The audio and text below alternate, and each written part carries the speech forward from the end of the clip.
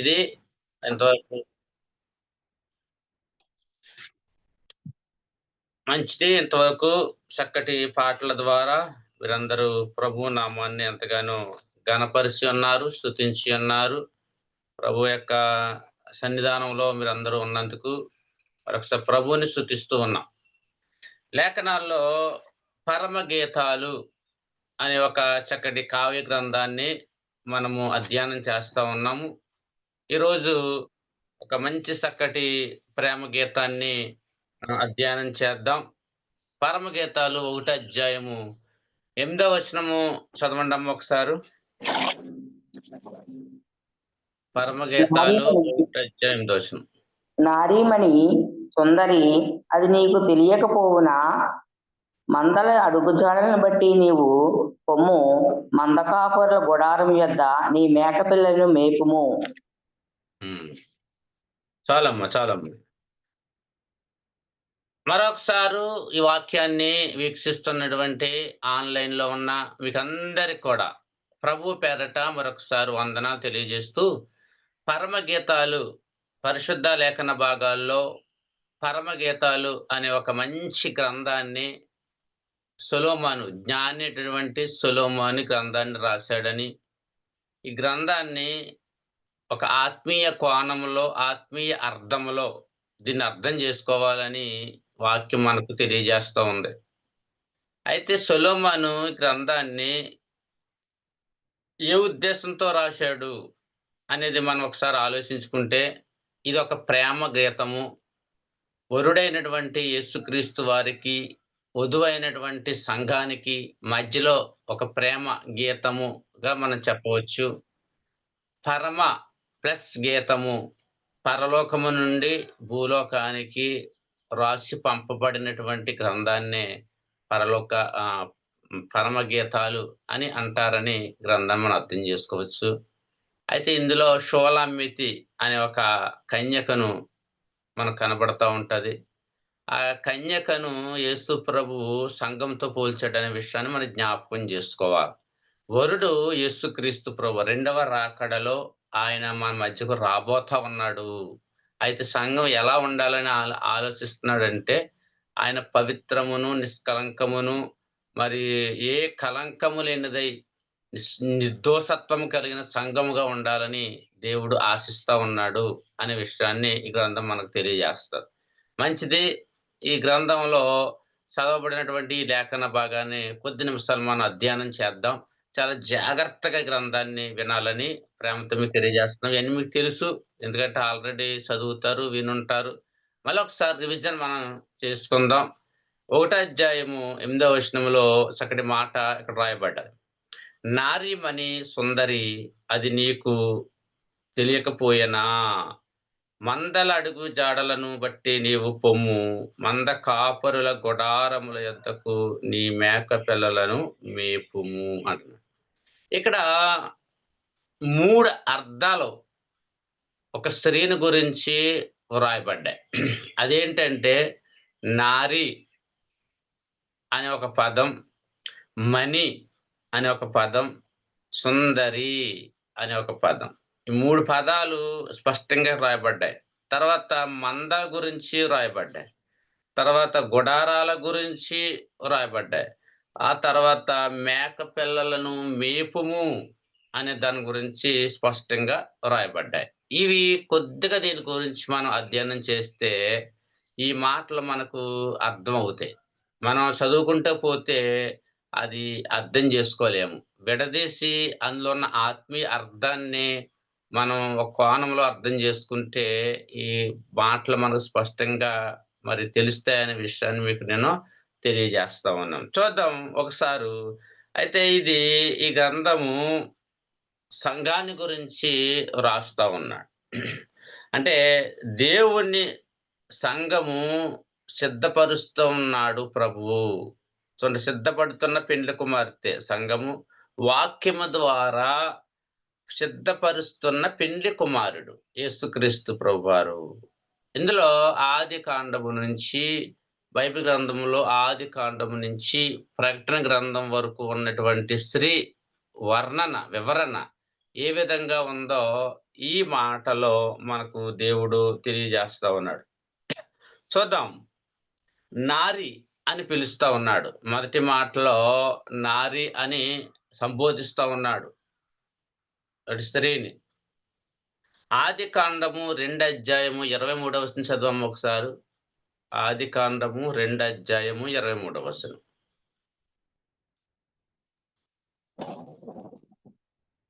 అప్పుడు ఆదాము ఇట్లనెను, నా ఎముకలలో ఒక ఎముక, నా మాంసములో మాంసము, ఇది నరులో నుండి తీయబడిన గనక నారి అనబడెను.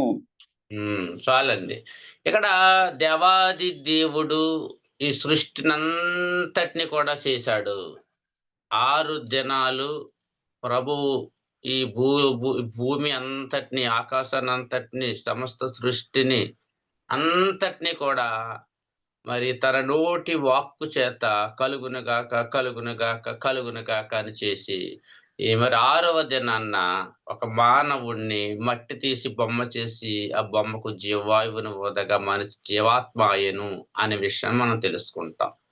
తర్వాత అతనికి సాటైన సహాయము కావాలని అతనికి గాఢ నిద్ర కలిగజేసి అతని ఎముకలో నుండి ఒక ఎముకను తీసి ఆ ఎముకను స్త్రీగా చేసి ఈ స్త్రీ నీకు భార్య అయ్యింది అని చెప్తాడు. అప్పుడు ఆయన అంటాడు, నా ఎముకల్లో ఎముక, నా మాంసంలో మాంసము, ఇది నరు నుండి తీయబడినది కనుక నారి అంటాడు. అంటే ఇక్కడ పురుషుని దేవుడు మట్టితో చేశాడు. స్త్రీ పురుషుని పక్కటెముక నుండి తీశాడు గనక అక్కడ స్త్రీ నారి అయ్యింది. పరిశుద్ధ లేఖన భాగాల్లో 2 చోట్ల నారి అనే పదం మనకు కనిపిస్తా ఉంది. ఒకటి ఆదికాండములో, 2 పరమగీతాల్లో. ఇంకెక్కడ కనపడదండి అది నారి అనే పదం. కాబట్టి ఇక్కడ పురుషుడు అంటే ఆదాము పక్కటెముకలో నుండి ఒక ఎముకను తీసి స్త్రీగా చేశాడు గనక నారి అన్నాడు. ఇక్కడ ఒకసారి మనం ఆలోచన చేద్దాం. ఎందుకంటే మన గమ్ముని అర్థం చేసుకోకుండా ముందుకెళ్ళిపోకూడదు. ప్రతీది కూడా అర్థం చేసుకోవడానికే మన ప్రయత్నము చెయ్యాలి. కాబట్టి ఇక్కడ ఆదాము ఎముకలు ఆదాము ఎముకలో నుండి మరి అతని శరీరంలో నుండి ఎముకను బయట తీసేటప్పుడు అతనికి ఏం కలిగిందంటే అతడు శ్రమ పడ్డాడు, అతడు గాయపరచబడ్డాడు. చూసారా అండి?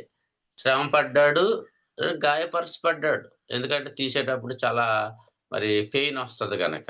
కాబట్టి మనం దీన్ని బట్టి మనం అర్థం చేసుకోవాల్సింది ఏంటంటే ఆది కాండంలో ఆదాము స్త్రీని నారి అన్నాడు. పరమగీతాల్లో మరి స్త్రీని దేవుడు నారి అన్నాడు.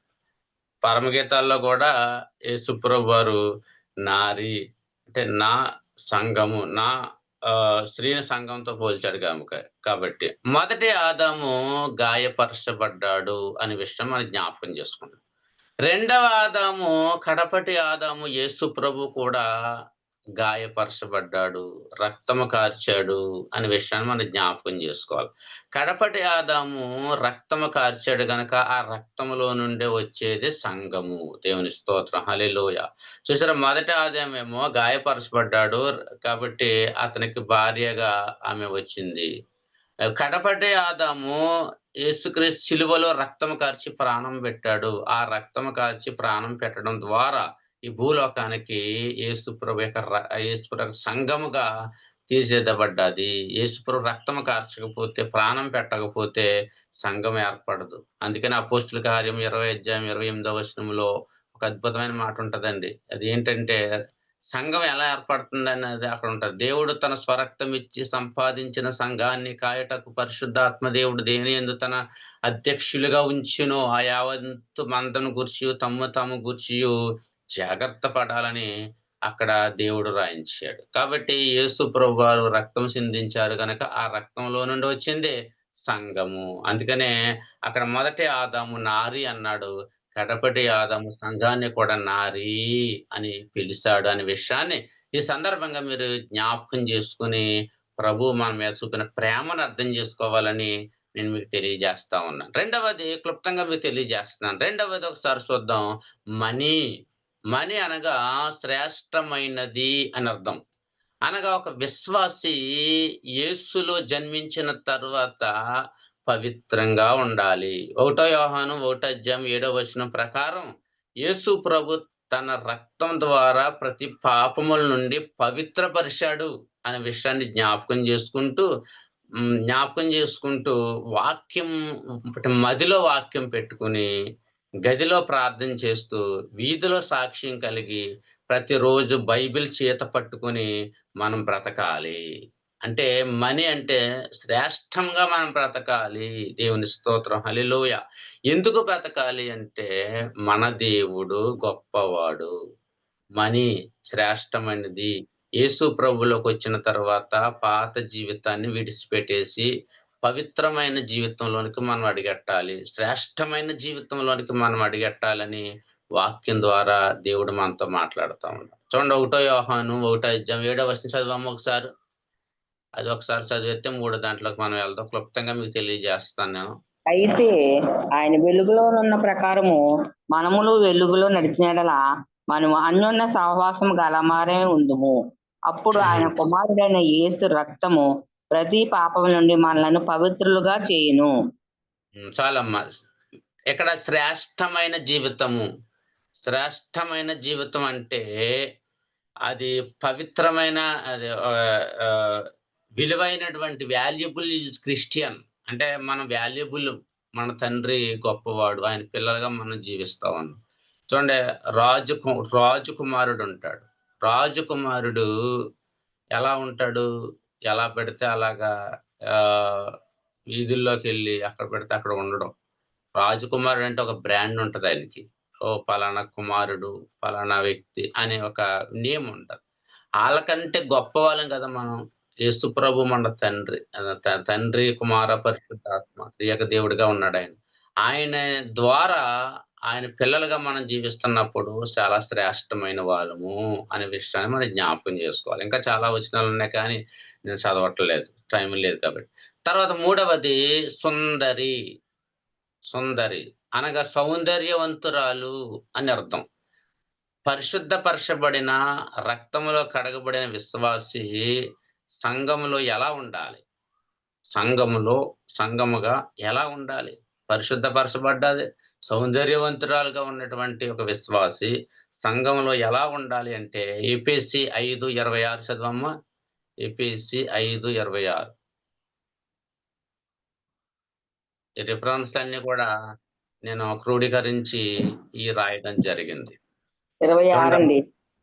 5:26 పురుషులారా మీరును మీ భార్యలను ప్రేమించుడి.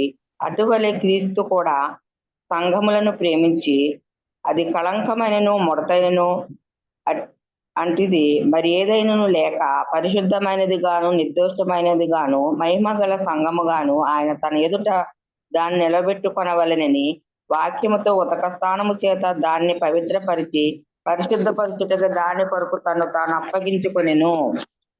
చాలమ్మ. దేవుని స్తోత్రం. హల్లెలూయా. ఇక్కడ మూడవ మాట సుందరి అని మనం చదువుకుంటా ఉన్నాం. సుందరి అంటే సౌందర్యవంతురాలు, పరిశుద్ధపరచబడినటువంటి ఒక వ్యక్తి, యేసుప్రభు రక్తంలో కడగబడినటువంటి ఒక వ్యక్తి ఎలా ఉండాలి భూమి మీద అంటే కళంకమైనను, మడతైనను ఏది కూడా లేకుండా పరిశుద్ధంగా ఉండాలని ప్రభు కోరుచున్నాడు. చదవబడినటువంటి ఆ మాటలను బట్టి సంఘం ఎలా ఉండాలన్నాడంటే చాలా పరిశుద్ధంగా ఉండాలి. చాలా కళంకము లేకుండా ఉండాలి. మడత లేకుండా ఉండాలి. అవమానం లేకుండా ఉండాలి. అంటే ఇక్కడ దాన్నేమంటారది నిందలేనిదిగా మనం జీవించాల. చాలా కష్టాలొస్తాయి క్రైస్తవ జీవితంలో. ఎన్నొచ్చినా కానీ ప్రార్థన ద్వారా, వాక్యము ద్వారా దాన్ని సాల్వ్ చేసుకోవడానికి ప్రయత్నం చేయాలి. అంతేగాని దేవుడు నాకేం మేలు చేశాడు, దేవుడు నమ్ముకున్నాను నేను అది నిరుత్సాహంగా ఉండిపోతే అది సంఘం అవ్వదన్నమాట. మన సంఘ బిడ్డలు అవ్వలేం. ఎన్ని కష్టాలొచ్చినా, ఎన్ని బాధలొచ్చినా ప్రభు పాదాలు పట్టుకుని ప్రార్థించే వారిగా మనం ఉండాలి. చూడండి చాలామంది అంటుంటారు, ఇంతకాలం వెళ్ళావు దేవుడి మందిరానికి, దేవుడు నీకు ఏం మేలు చేశాడు, దేవుడు అంటావు ఇంకాని అని కొంతమంది సూటిపోటి మాటలతో పుడుతూ ఉంటారు. మాటలో పనులు అవ్వలేనప్పుడు. మనం ఎప్పుడు కూడా క్రైస్తవ జీవితంలో ఒక విషయాన్ని మనం జ్ఞాపకం చేసుకోవాలి. దేవుడి దగ్గరికి మనం ఎందుకొస్తున్నాము? అద్భుతాలు చూడటానికా? మేలు జరుగుతాయనా? లేపోతే జ్వరాలు తగ్గుతాయనా? తలపోటు తగ్గుతదనా? దేవుడి దగ్గరికి మనం అందుకు రావక్కర్లేదు. జ్వరం వచ్చిందనుకోండి డాక్టర్ గారుంటారు. అదే మనకి ఏదైనా ప్రాబ్లమ్ వచ్చిందనుకోండి, అది ఎవరో ఒకరు సాల్వ్ జేస్తారు. లేదంటే ఏదో సమస్యొచ్చిందనుకోండి, సమస్య తగ్గ పరిష్కారం ఏదోటుంటది. కానీ దేవుడి దగ్గరకు మేలు జరుగుతదని వస్తే అది అజ్ఞానం అవుతది. ఎందుకంటే మనము పాలు తాగేవారు కాదు. బలమైన ఆహారము పుచ్చుకునేవారుగా ఉన్నాం మనం. అలాంటప్పుడు దేవుడి దగ్గరకు మనం ఎందుకు రావాల్సొస్తుందంటే, మన ఆత్మ చనిపోతే చనిపోతే మన ఆత్మ నరకానికి వెళ్ళకూడదు. మన ఆత్మ పరలోకానికి వెళ్ళాలి. పరదైసులో చేరాల. దేవుడు తీర్పు దినాన పరలోకం వెళ్ళాలి. అందుకని మనము దేవుడిని నమ్ముకోవాలి. ధనవంతుడు లాజరు చరిత్ర మనకందరికీ తెలుసు. అయితే ధనవంతుడు సుఖభోగాలు అనిపించాడు. లాజరు ఎన్ని ఏమి సుఖాలు లేవు ఆయనకి. సరిగ్గా తిండి లేదు. అలా చనిపోయాడంతే. కానీ దేవుడు అతన్ని హెచ్చించాడు. అబ్రాహాము రొమ్మున ఆనుకున్నట్లుగా చేశాడు. మనం కూడా మన జీవిత కాలంలో దేవుడి కోసం మనం బ్రతకాలి. దేవుని నిమిత్తమై మనం బ్రతకాలి. మన ఆత్మ పరదేశుకు వెళ్ళాలనే ఉద్దేశంతో రావాలి. అందుకని సుందరి అంటున్నాడు దేవుడు సంఘాన్ని. అంటే సౌందర్యవంతురాలా నీవు ఎలా ఉండాలని, పరిశుద్ధంగా ఉండాలని, పవిత్రంగా ఉండాలని, నిష్కళంకంగా ఉండాలని నేను కోరుకుంటున్నాను.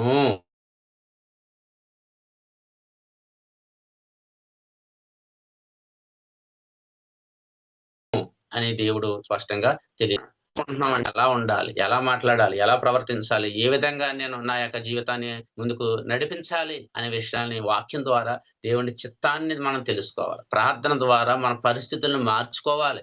అప్పుడే మనం ముందుకు సాగిపోతాం. కాబట్టి 3 మాటలు ఈరోజు నేను మీకు తెలియజేస్తాను. అదేంటంటే నారి అంటే అర్థం ఏంటంటే క్రీస్తు సంఘముగా పిలువబడతా ఉన్నది అని అర్థం.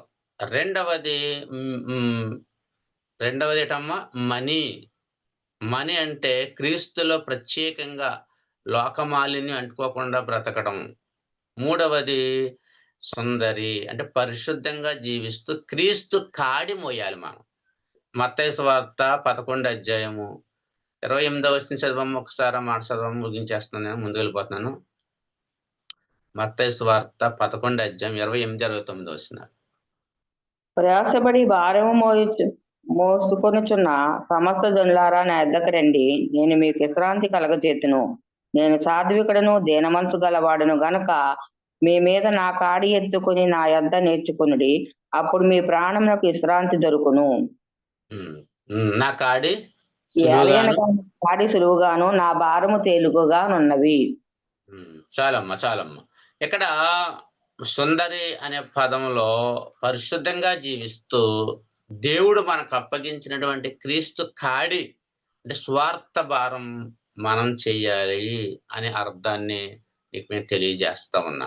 మంచిది. ఇంకొక మాట చదువుతాను జాగ్రత్తగా విందాం. రెండవది అక్కడ ఏమని చెప్పాడంటే మందల అడుగు జాడలను బట్టి నీవు పొమ్ము. మంద కాపరుల గుడారముల యొద్దకు నీ మేక పిల్లలను మేపుము అని అంటున్నారు.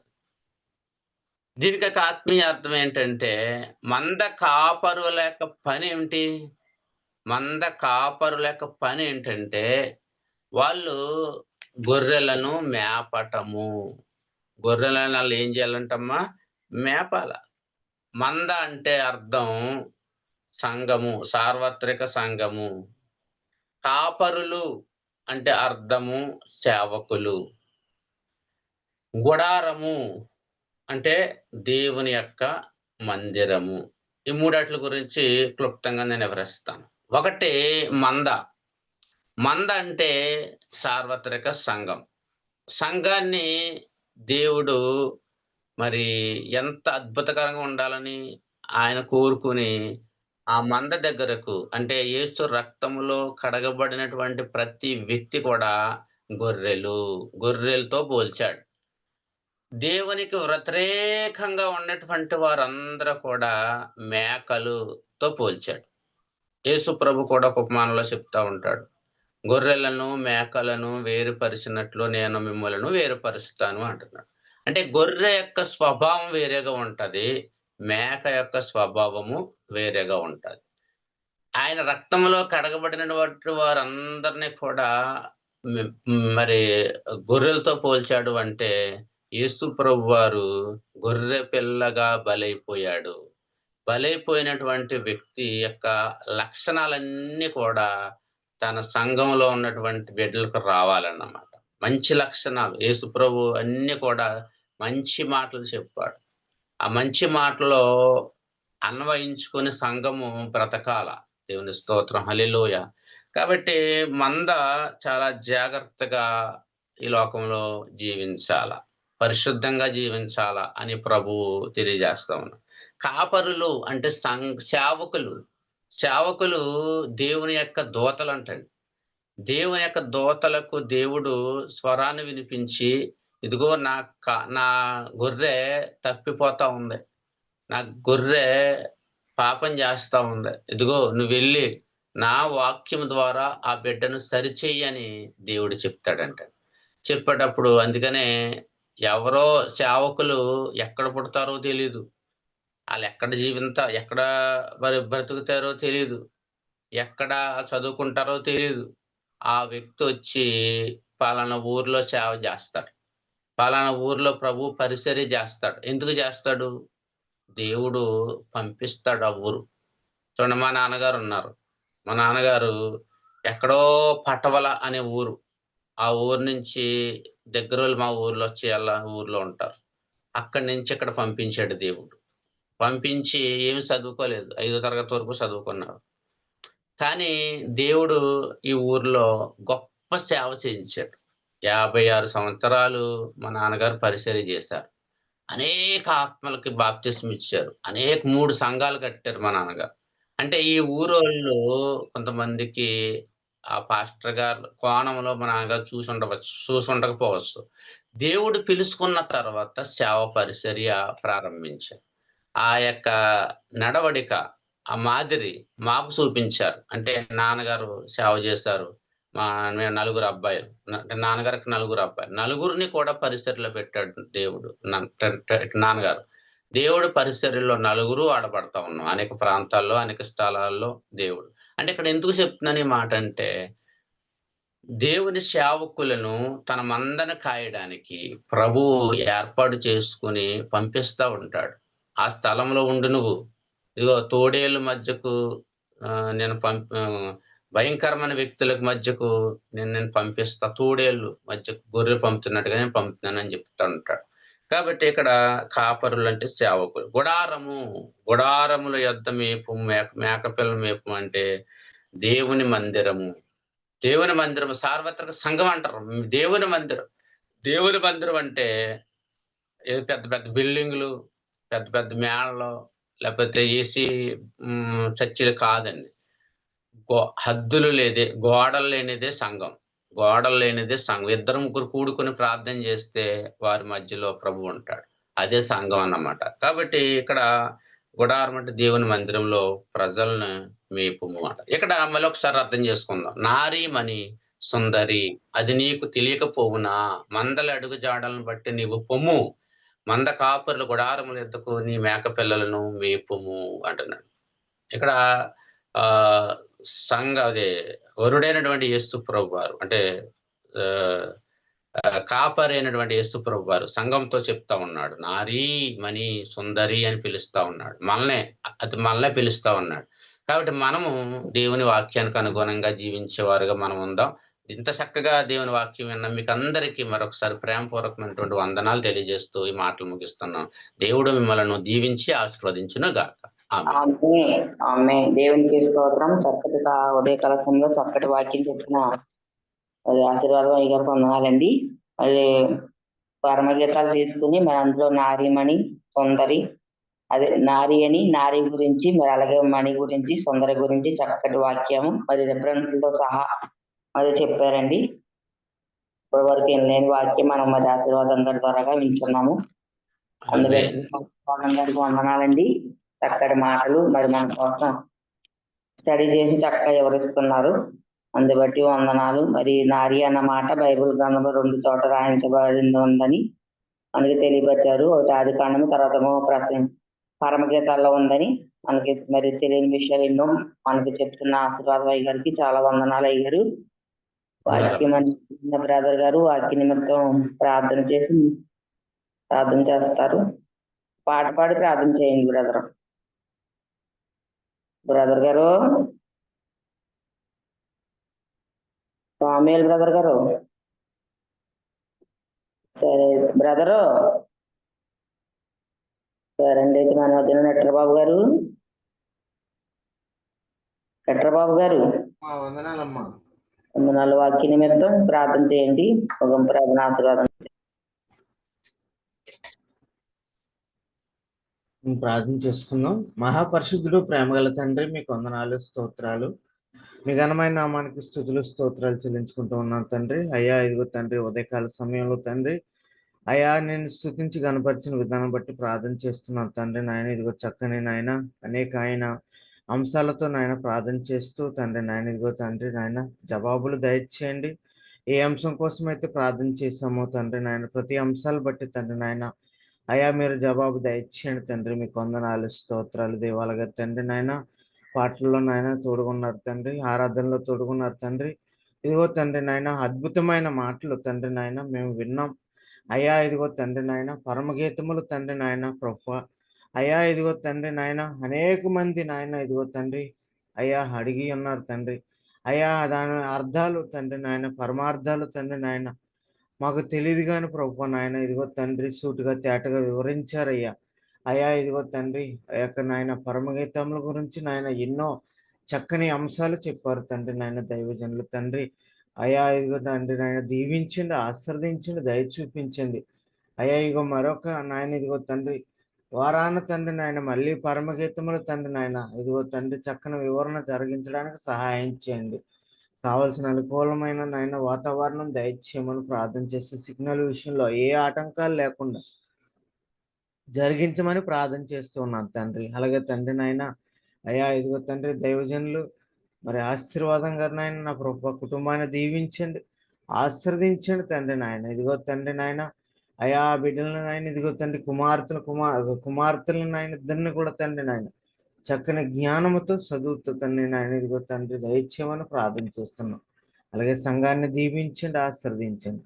సంఘ విశ్వాసును దీవించండి ఆయన ఇదిగో తండ్రి దీవించి ఆశీర్వదించి అయా ఆర్థిక సమస్యలు, ఇబ్బందులు, ఇరుకులు నాయన ప్రతి అవసరతలు నాయన మీకు సమస్తము అప్పగించుకుంటూ యేసు పరిశుద్ధ నామములో అడిగి వేడుకుంటూ ఉన్నాను తండ్రి. ఆమేన్. ఆమేన్. దేవునికి స్తోత్రం. ప్రార్థన చేసినట్టు బాబు గారు వందనాలండి. ఒక ప్రార్థన చేసుకుందాం. ప్రార్థనా సుధానం ఉంటే చెప్పండి అమ్మా. అందరికి జూమ్లోకి వచ్చిన వారందరికీ వందనాలండి. వరలక్ష్మి గారు.